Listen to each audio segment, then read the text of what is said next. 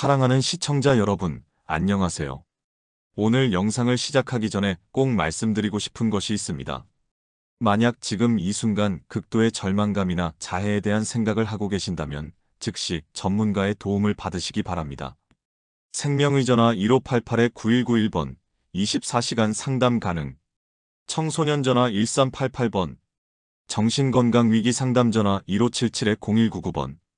여러분의 생명은 그 무엇과도 바꿀 수 없는 소중한 것입니다. 혼자서 견디려 하지 마시고 반드시 누군가와 이야기하시기 바랍니다. 오늘 제가 나누고자 하는 하나님의 말씀은 절망 속에 있는 분들에게 희망의 빛이 되기를 간절히 소망합니다. 현대 사회를 살아가는 우리는 이전 세대가 경험하지 못했던 독특한 스트레스와 고통을 겪고 있습니다. 통계청 자료에 따르면 우리나라의 자살률은 OECD 국가 중 상위권에 머물러 있으며 특히 청소년과 중장년층의 자살률이 지속적으로 증가하고 있는 실정입니다. 코로나19 이후로는 이런 현상이 더욱 심화되었습니다. 왜 이런 일이 일어나고 있을까요? 경쟁사회에서 오는 극심한 스트레스, 경제적 어려움, 인간관계의 단절, SNS를 통한 비교와 상대적 박탈감, 미래에 대한 불안감. 이 모든 것들이 복합적으로 작용하면서 많은 사람들이 삶의 의미를 잃고 절망감에 빠지게 됩니다. 특히 완벽해야 한다는 사회적 압박, 실패하면 안 된다는 두려움, 나는 아무런 가치가 없다는 자괴감이 사람들을 극한의 상황으로 몰아넣고 있습니다. 하지만 오늘 저는 여러분께 말씀드리고 싶습니다. 여러분은 혼자가 아닙니다. 그리고 여러분의 생명은 그 무엇보다도 귀중하고 소중합니다. 수천 년 전부터 인간은 고통과 절망을 경험해왔습니다. 그리고 그 속에서도 희망을 잃지 않고 살아온 사람들이 있었습니다. 성경은 그런 사람들의 이야기와 하나님의 위로의 말씀으로 가득 차 있습니다. 오늘 우리가 함께 살펴볼 말씀들은 절망의 순간에 있는 분들에게 새로운 관점과 희망을 제시할 것입니다. 첫 번째 말씀은 예레미야 29장 11절입니다. 여호와의 말씀이니라. 너희를 향한 나의 생각을 내가 아나니 평안이요 재앙이 아니니라. 너희에게 미래와 희망을 주는 것이니라. 이 말씀은 바벨론의 포로로 끌려간 이스라엘 백성들에게 주신 하나님의 약속입니다. 그들은 조국을 잃고 꿈을 잃고 미래에 대한 희망마저 잃은 상황이었습니다. 지금 절망감을 느끼고 계신 분들과 비슷한 상황이었을 것입니다. 그런데 하나님께서는 이런 그들에게 놀라운 약속을 하십니다. 너희를 향한 나의 생각을 내가 아나니 평안이요 재앙이 아니니라. 여기서 주목해야 할 것은 하나님께서 우리 각자를 향한 개인적인 계획을 가지고 계신다는 것입니다. 우리가 실패했다고 느낄 때, 모든 것이 끝난 것 같을 때도 하나님은 우리의 미래를 포기하지 않으십니다. 미래와 희망을 주는 것이니라는 말씀에서 미래는 히브리어로 아하리트인데 이는 단순히 시간적 미래가 아니라 결국 좋은 결말을 의미합니다. 즉, 지금은 어둡고 절망적이어도 하나님께서 반드시 좋은 결말로 이끌어 주신다는 약속입니다. 희망이라는 단어는 티크바인데 이는 기대하다, 기다리다는 의미를 담고 있습니다. 즉, 우리가 포기하지 않고 기다릴 이유가 있다는 것입니다. 제가 상담했던 한 청년이 생각납니다. 취업에 계속 실패하고 가정 형편도 어려워져서 자신이 가족의 짐덩어리라고 생각하며 극단적인 생각까지 했었습니다. 하지만 이 말씀을 붙들고 기도하면서 하나님의 계획을 신뢰하기로 했습니다. 그 후 예상치 못한 기회가 와서 지금은 자신의 경험을 바탕으로 다른 청년들을 돕는 일을 하고 있습니다. 여러분도 지금 상황이 아무리 절망적이어도 하나님께서는 여러분을 향한 선한 계획을 가지고 계십니다. 그 계획은 평안이며 미래이며 희망입니다. 두 번째 말씀은 이사야 41장 10절입니다. 두려워하지 말라. 내가 너와 함께 함이라. 놀라지 말라. 나는 내 하나님이 됨이라. 내가 너를 굳세게 하리라. 참으로 너를 도와주리라. 참으로 나의 의로운 오른손으로 너를 붙들리라. 이 말씀은 절망과 두려움 속에 있는 사람들을 향한 하나님의 직접적인 위로의 말씀입니다. 두려워하지 말라는 명령은 성경에 365번이나 나온다고 합니다. 1년 365일 매일매일 하나님께서 우리에게 두려워하지 말라고 말씀하고 계신 것입니다. 그런데 단순히 두려워하지 말라고만 하시는 것이 아닙니다. 그 이유를 명확히 제시해 주십니다. 첫째, 내가 너와 함께 함이라 혼자가 아닙니다. 전능하신 하나님께서 여러분과 함께 계십니다. 둘째, 나는 내 하나님이 됨이라 하나님께서 개인적으로 여러분의 하나님이 되어주신다는 약속입니다. 셋째, 내가 너를 굳세게 하리라 우리 자신의 힘이 다했을 때 하나님께서 새 힘을 주십니다. 넷째, 참으로 너를 도와주리라 구체적이고 실질적인 도움을 약속하십니다. 다섯째, 나의 의로운 오른손으로 너를 붙들리라. 오른손은 힘을 상징합니다. 하나님의 전능하신 손이 우리를 붙들고 놓지 않으신다는 약속입니다. 자살을 생각하는 사람들의 가장 큰 고통 중 하나는 고립감입니다. 아무도 나를 이해해주지 않는다. 나는 혼자다. 아무도 내가 사라져도 신경 쓰지 않을 것이다 라는 생각들이 사람을 극한으로 몰고 갑니다. 하지만 하나님께서는 분명히 말씀하십니다. 내가 너와 함께한다. 여러분은 절대 혼자가 아닙니다. 어떤 분은 하나님이 정말 나와 함께 계신다면 왜 이런 고통이 오는가? 라고 질문할 수 있습니다. 하나님께서 함께 계신다는 것은 고통이 없다는 뜻이 아닙니다. 그 고통 가운데서도 우리를 붙들고 계신다는 뜻입니다. 마치 부모가 아이의 주사를 맞을 때 함께 있어주는 것과 같습니다. 주사의 고통을 대신 받아줄 수는 없지만 혼자 견디게 하지는 않습니다. 하나님도 마찬가지입니다. 한 중년 남성분이 사업 실패로 인해 가족을 길바닥에 앉힐 수 있다는 절망감에 극단적 선택을 고려했었습니다. 하지만 이 말씀을 붙들고 기도하면서 하나님께서 정말로 함께 계신다는 것을 체험했고 결국 새로운 시작을 할 수 있었습니다. 여러분이 지금 어떤 상황에 있든 하나님께서 여러분의 손을 붙들고 계십니다. 놓으시지 않을 것입니다. 세 번째 말씀은 시편 34편 18절입니다. 여호와는 마음이 상한 자를 가까이 하시고 중심에 통회하는 자를 구원하시는도다. 이 말씀은 다윗이 극한의 고난 중에 하나님의 구원을 경험한 후에 기록한 감사의 시입니다. 마음이 상한 자라는 표현은 히브리어로 니쉬발의 레브인데 이는 마음이 완전히 부서진 상태, 조각조각 깨어진 상태를 의미합니다. 바로 지금 절망감을 느끼고 계신 분들의 마음 상태일 것입니다. 그런데 놀라운 것은 하나님께서 바로 그런 사람들을 가까이 하신다는 것입니다. 멀리 하시는 것이 아니라 가까이 하신다는 것입니다. 세상은 때로 상처받고 실패한 사람들을 외면하거나 판단하기도 합니다. 하지만 하나님은 정반대입니다. 가장 아프고 가장 절망적이고 가장 부서진 사람들에게 가장 가까이 다가가십니다. 중심에 통회하는 자를 구원하시는 도다에서 통회는 히브리어로 다카인데 이는 짓눌리다, 부서지다는 의미입니다. 삶의 무게에 완전히 짓눌린 사람, 더 이상 일어설 힘이 없다고 느끼는 사람을 하나님께서 구원하신다는 약속입니다. 여기서 중요한 것은 하나님께서 우리의 아픔을 모르시거나 무관심하신 것이 아니라는 점입니다. 오히려 우리가 가장 아플 때 가장 가까이 계신다는 것입니다. 예수님도 이 땅에 계실 때 가장 소외받고 상처받은 사람들에게 다가가셨습니다. 세리, 창녀, 병자, 가난한 자들. 당시 사회에서 버림받은 사람들을 찾아가시고 그들과 함께 식사하셨습니다. 자살을 생각하는 많은 분들이 하나님도 나를 포기하셨을 것이다.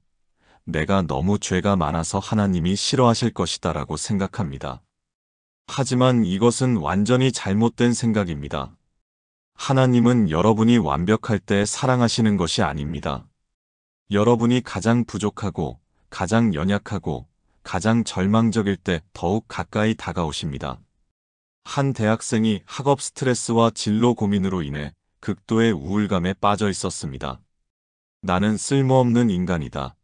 부모님께 실망만 드리고 있다는 생각에 자해까지 시도했었습니다. 하지만 이 말씀을 통해 하나님께서 자신의 상한 마음을 아시고 가까이 계신다는 것을 깨달았고 지금은 상담사가 되어 같은 고민을 하는 학생들을 돕고 있습니다. 여러분의 상한 마음을 하나님께서는 누구보다 잘 아십니다. 그리고 바로 지금 이 순간에도 여러분에게 가장 가까이 계십니다. 네 번째 말씀은 로마서 8장 38절에서 39절입니다. 내가 확신하노니 사망이나 생명이나 천사들이나 권세들이나 현재 일이나 장래 일이나 능력이나 높음이나 깊음이나 다른 어떤 피조물이라도 우리를 우리 주 그리스도 예수 안에 있는 하나님의 사랑에서 끊을 수 없으리라. 이 말씀은 사도 바울이 로마 교회 성도들에게 쓴 편지의 일부로 하나님의 변하지 않는 사랑에 대한 확신을 표현한 구절입니다. 바울은 여기서 내가 확신하노니라고 단언합니다. 이는 의심의 여지가 없는 절대적 확신을 의미합니다. 그리고 그 확신의 내용은 바로 하나님의 사랑으로부터 우리를 분리시킬 수 있는 것은 아무것도 없다는 것입니다. 바울은 가능한 모든 경우를 나열합니다. 사망이나 생명이나 죽음도 삶도 하나님의 사랑에서 우리를 분리시킬 수 없습니다. 죽음이 두렵다고 해서 또는 삶이 너무 고통스럽다고 해서 하나님의 사랑이 변하지 않습니다. 천사들이나 권세들이나 어떤 영적인 세력도 세상의 권력도 하나님의 사랑을 막을 수 없습니다. 현재 일이나 장래 일이나 지금 일어나고 있는 일도 앞으로 일어날 일도 하나님의 사랑을 변하게 할 수 없습니다. 능력이나 높음이나 깊음이나 어떤 강한 힘도 높은 것도 깊은 것도 하나님의 사랑을 이길 수 없습니다. 다른 어떤 피조물이라도 창조된 모든 것들 중 어떤 것도 하나님의 사랑에서 우리를 분리시킬 수 없습니다. 자살을 생각하는 사람들이 자주 하는 말이 있습니다. 나는 너무 많은 실수를 했어. 하나님도 이제 나를 포기하셨을 거야. 하지만 이 말씀은 그런 생각이 완전히 잘못되었음을 보여줍니다. 여러분의 실패도, 죄도, 약함도 하나님의 사랑에서 여러분을 분리시킬 수 없습니다. 하나님의 사랑은 조건부가 아닙니다. 우리가 잘해야 사랑받고 못하면 사랑받지 못하는 것이 아닙니다. 하나님의 사랑은 우리의 행위와 상관없이 우리의 존재 자체에 대한 사랑입니다.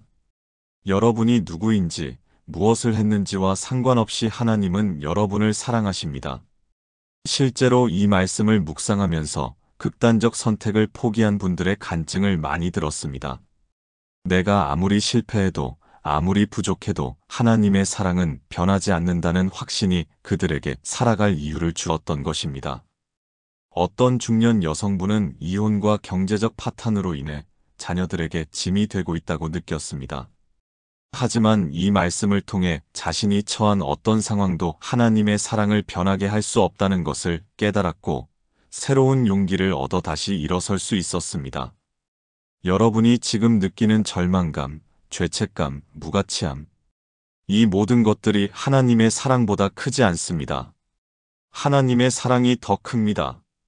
다섯 번째 말씀은 마태복음 11장 28절에서 30절입니다. 수고하고 무거운 짐진 자들아, 다 내게로 오라. 내가 너희를 쉬게 하리라. 나는 마음이 온유하고 겸손하니 나의 멍에를 메고 나에게 배우라. 그리하면 너희 마음이 쉼을 얻으리라. 이는 나의 멍에는 쉽고 나의 짐은 가벼움이라. 이 말씀은 예수님께서 직접 하신 말씀으로 삶의 무거운 짐에 지친 모든 사람들을 향한 초대의 말씀입니다. 수고하고 무거운 짐진 자들아라는 표현에 주목해 보세요. 예수님은 성공한 사람들, 완벽한 사람들을 부르신 것이 아닙니다. 바로 지금 여러분처럼 수고하고 무거운 짐을 지고 있는 사람들을 부르고 계십니다. 현대인들이 지고 있는 짐들은 정말 무겁습니다. 생계에 대한 걱정, 관계에서 오는 스트레스, 미래에 대한 불안, 실패에 대한 두려움, 완벽해야 한다는 압박감, 남과 비교하며 느끼는 열등감. 이런 짐들이 우리의 어깨를 짓누르고 있습니다. 그런데 예수님은 다 내게로 오라고 하십니다. 다라는 말에 예외가 없습니다. 나이, 성별, 학력, 경제 상황, 과거의 실수 등과 상관없이 모든 사람을 초대하고 계십니다. 내가 너희를 쉬게 하리라는 약속에서 쉬게 하다는 그리스어 아나파오는 단순한 휴식이 아니라 회복시키다, 새롭게 하다는 의미를 담고 있습니다. 즉, 단순히 잠깐 쉬는 것이 아니라 근본적인 회복과 치유를 약속하고 계신 것입니다. 나는 마음이 온유하고 겸손하니라는 말씀도 중요합니다. 예수님은 우리를 판단하거나 정죄하시는 분이 아닙니다. 온유하고 겸손한 마음으로 우리를 받아주시는 분입니다. 많은 사람들이 교회나 종교에 대해 부담을 느끼는 이유 중 하나가 판단받을 것 같다는 두려움입니다. 하지만 예수님은 정반대입니다. 온유하고 겸손한 마음으로 우리의 아픔을 이해해 주시고 위로해 주십니다. 나의 멍에를 메고 나에게 배우라는 말씀에서 멍에는 당시 농업도구로 소가 쟁기를 끌 때 사용하던 것입니다. 예수님의 멍에를 맨다는 것은 예수님과 함께 인생의 짐을 나누어 진다는 의미입니다. 혼자 감당하려 하지 마시고 예수님과 함께 짐을 져보세요. 그러면 그 짐이 훨씬 가벼워질 것입니다. 이는 나의 멍에는 쉽고 나의 짐은 가벼움이라는 말씀이 마지막 약속입니다. 세상이 주는 멍에는 무겁고 힘들지만 예수님이 주시는 멍에는 쉽고 가볍습니다. 한 직장인이 과로와 스트레스로 인해 번아웃이 와서 모든 것을 포기하고 싶었습니다. 하지만 이 말씀을 통해 예수님께 자신의 짐을 맡기고 예수님의 방식으로 살아보기로 했습니다. 그 결과 같은 일을 하면서도 마음의 평안을 찾을 수 있었고 일에 대한 새로운 의미도 발견할 수 있었습니다. 여러분이 지고 있는 무거운 짐을 예수님께 맡기세요. 혼자 감당하려 하지 마세요. 예수님이 함께 져주실 것입니다. 여섯 번째 말씀은 시편 139편 13절에서 16절입니다. 주께서 내 내장을 지으시며 나의 모태에서 나를 만드셨나이다. 내가 주께 감사없는 것은 나를 지으심이 신묘막측하심이라. 주께서 하시는 일이 기이함을 내 영혼이 잘 아나이다. 내가 은밀한 데서 지음을 받고 땅의 깊은 곳에서 기이하게 만들어졌을 때에 나의 형체가 주의 눈에 감추어지지 아니하였으며 내 날들이 아직 이루어지기 전에 주의 책에 이미 기록이 되었고 주를 위하여 작정된 날이 하나도 빠짐이 없었나이다. 이 말씀은 다윗이 하나님의 창조의 신비와 개인에 대한 하나님의 세밀한 관심을 노래한 시편입니다. 주께서 내 내장을 지으시며 나의 모태에서 나를 만드셨나이다라는 말씀은 하나님께서 우리 각자를 개인적으로, 직접적으로 창조하셨다는 의미입니다. 우연히 생겨난 것이 아니라 하나님의 세심한 계획과 사랑으로 만들어진 존재라는 것입니다. 나를 지으심이 신묘막측하심이라 해서 신묘막측은 히브리어로 팔라인데 이는 놀랍다, 기이하다, 구별되다는 의미입니다. 즉 여러분은 하나님께서 놀랍게, 기이하게, 특별하게 만드신 존재라는 것입니다. 자살을 생각하는 사람들의 공통적인 특징 중 하나는 자존감의 결여입니다. 나는 쓸모없는 존재다. 나는 실수작이다. 차라리 태어나지 않았으면 좋았을 텐데라는 생각들이 마음을 지배합니다. 하지만 하나님께서는 분명히 말씀하십니다. 여러분은 신묘막측하게 지음받은 존재입니다. 하나님의 걸작품입니다. 이 세상에 여러분과 똑같은 사람은 없습니다. 여러분만의 독특한 가치와 목적이 있습니다. 내 날들이 아직 이루어지기 전에 주의 책에 이미 기록이 되었고라는 말씀도 중요합니다. 하나님께서는 우리가 태어나기도 전에 이미 우리의 모든 날들을 계획하고 계셨다는 것입니다. 이는 우리의 생명이 우연의 산물이 아니라 하나님의 구체적인 계획 안에서 주어진 것임을 의미합니다. 여러분이 지금 살아있는 이 순간도 하나님의 계획 안에 있습니다. 주를 위하여 작정된 날이 하나도 빠짐이 없었나이다는 말씀은 하나님께서 우리에게 주신 생명의 날들이 모두 소중하다는 뜻입니다. 하루하루가 다 의미가 있고 목적이 있습니다. 한 청소년이 학교 폭력과 성적 스트레스로 인해 자신의 존재 가치를 의심하며 극단적 생각을 했었습니다. 하지만 이 말씀을 통해 자신이 하나님께서 특별히 지으신 소중한 존재임을 깨달았고 지금은 같은 어려움을 겪는 청소년들을 위한 상담사로 활동하고 있습니다. 여러분은 실수작이 아닙니다. 하나님의 걸작품입니다. 여러분의 생명은 그 무엇보다도 소중하고 귀합니다. 일곱 번째 말씀은 요한복음 10장 10절입니다. 도둑이 오는 것은 도둑질하고 죽이고 멸망시키려는 것뿐이요. 내가 온 것은 양으로 생명을 얻게 하고 더 풍성히 얻게 하려는 것이라. 이 말씀은 예수님께서 자신을 선한 목자로 소개하시면서 하신 말씀으로 예수님이 이 땅에 오신 목적을 분명히 보여줍니다. 도둑이 오는 것은 도둑질하고 죽이고 멸망시키려는 것뿐이요라는 말씀에서 도둑은 사탄을 의미합니다. 사탄의 목적은 세 가지입니다. 도둑질하고 죽이고 멸망시키는 것입니다. 사탄은 우리에게서 무엇을 도둑질합니까? 희망을, 기쁨을, 평안을, 꿈을, 미래를 도둑질합니다. 그리고 궁극적으로는 생명까지 빼앗으려 합니다. 자살 충동이 드는 것도 바로 이런 사탄의 거짓말 때문입니다. 너는 쓸모없어. 너는 짐덩어리야. 차라리 죽는 게 낫겠어. 아무도 너를 필요로 하지 않아. 이런 생각들은 모두 사탄이 심어주는 거짓말입니다. 하지만 예수님의 목적은 정반대입니다. 내가 온 것은 양으로 생명을 얻게 하고 더 풍성히 얻게 하려는 것이라. 예수님은 우리에게 생명을 주시려고 오셨습니다. 그것도 단순한 생명이 아니라 풍성한 생명을 주시려고 오셨습니다. 풍성한 생명이란 무엇입니까? 단순히 오래 사는 것이 아닙니다. 의미 있는 삶, 기쁨이 있는 삶, 소망이 있는 삶, 사랑이 있는 삶을 의미합니다.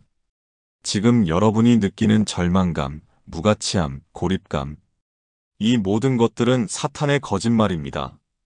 예수님은 여러분에게 참된 생명과 참된 기쁨을 주시기를 원하십니다. 실제로 많은 분들이 이 말씀을 통해 새로운 희망을 찾았습니다. 한 가정주부는 육아 스트레스와 경제적 어려움으로 인해 모든 것을 포기하고 싶었지만 예수님께서 자신에게 풍성한 생명을 주시려고 하신다는 것을 깨달았습니다. 그 후 작은 것들에서도 감사와 기쁨을 찾게 되었고 지금은 같은 어려움을 겪는 엄마들을 돕는 일을 하고 있습니다. 여러분의 마음에 죽음에 대한 생각이 들 때마다 이 말씀을 기억하세요. 그것은 사탄의 거짓말입니다. 예수님은 여러분에게 생명을, 그것도 풍성한 생명을 주시려고 하십니다.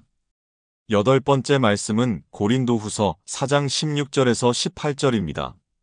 그러므로 우리가 낙심하지 아니하노니 우리의 겉사람은 낡아지나 우리의 속사람은 날로 새로워지도다. 우리가 잠시 받는 환난에 경한 것은 지극히 크고 영원한 영광의 무게에 비교할 수 없도다. 우리가 주목하는 것은 보이는 것이 아니요 보이지 않는 것이니 보이는 것은 잠시요 보이지 않는 것은 영원함이라.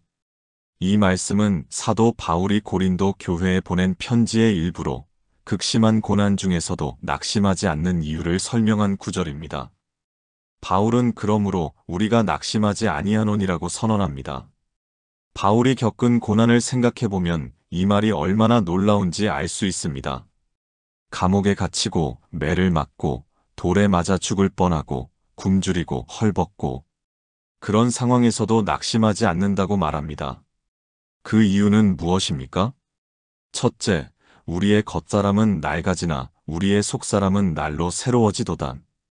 육체적으로는 힘들고 지칠 수 있지만 영적으로는 계속해서 새로워진다는 것입니다.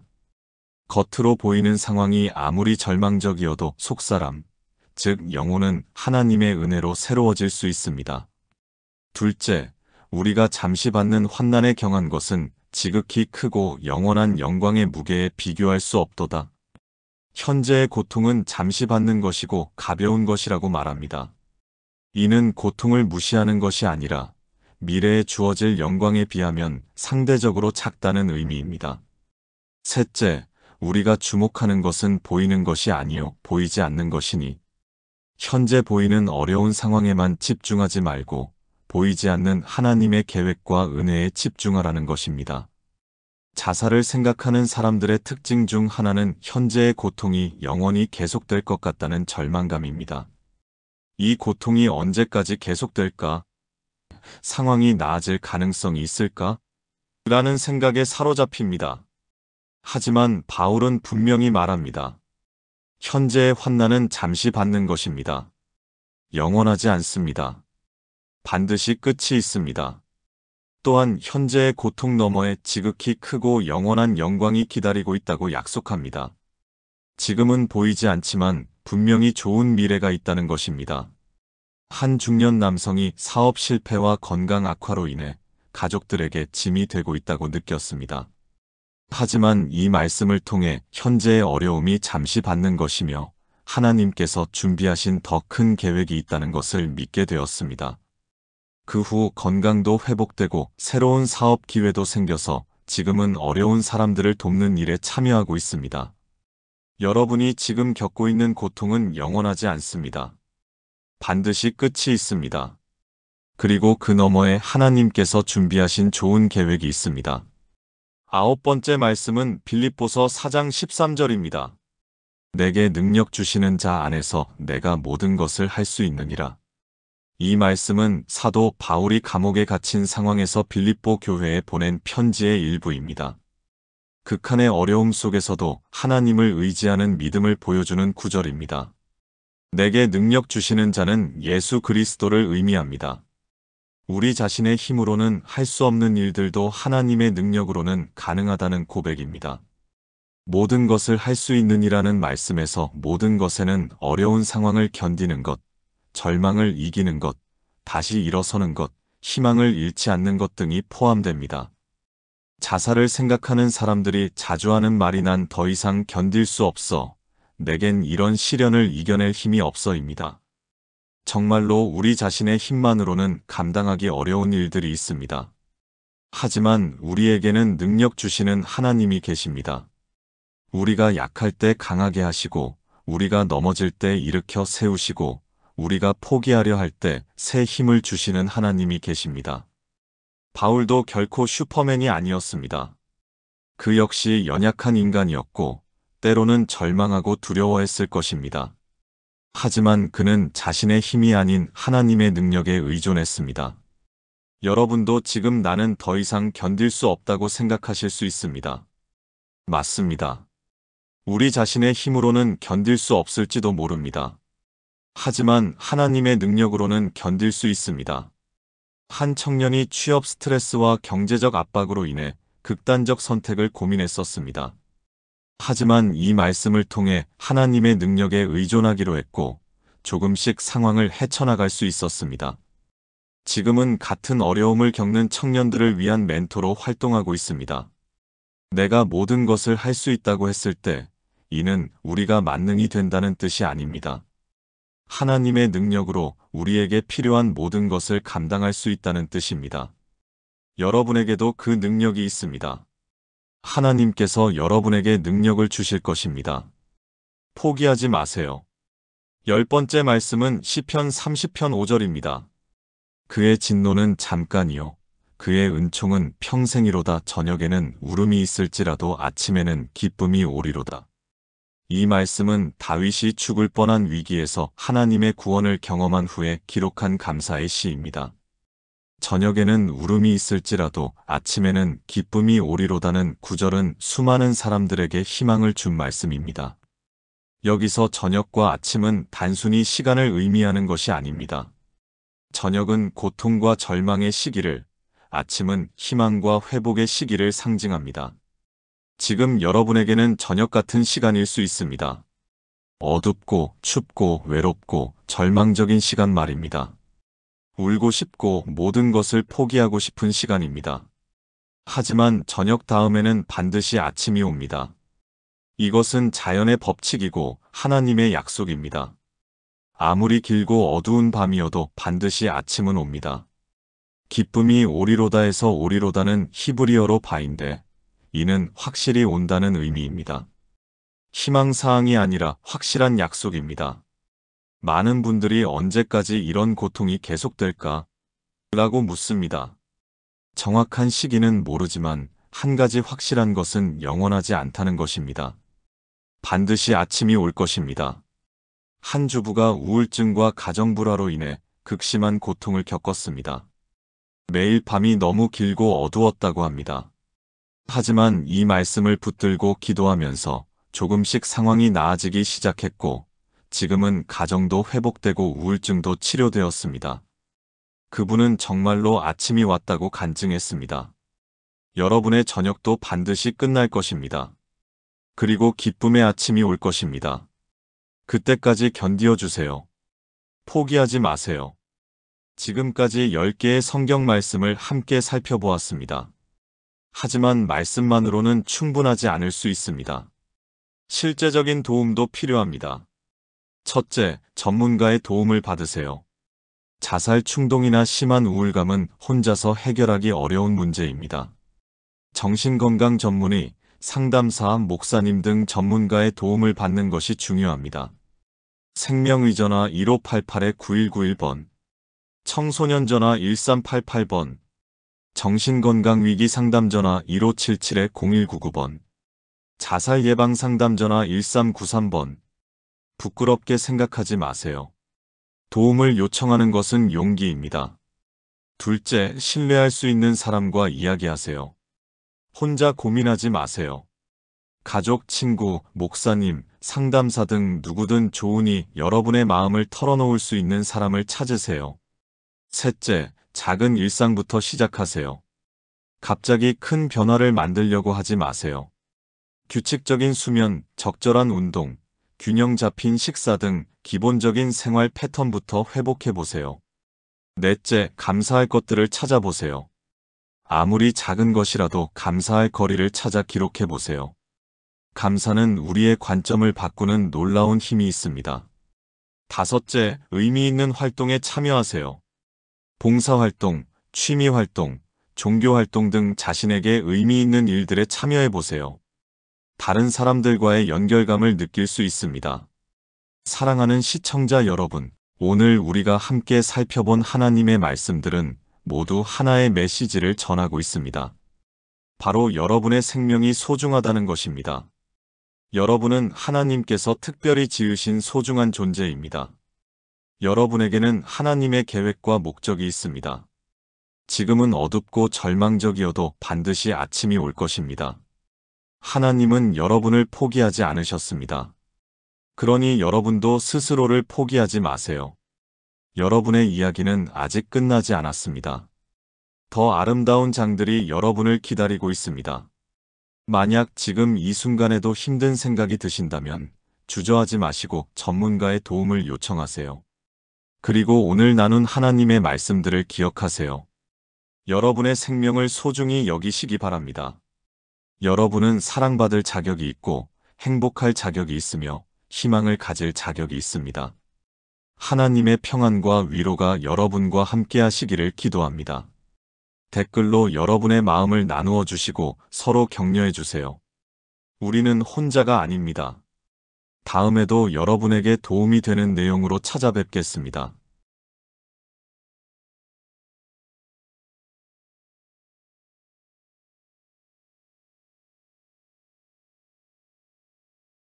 여러분은 혼자가 아닙니다. 도움을 요청하는 것은 용기입니다. 감사합니다.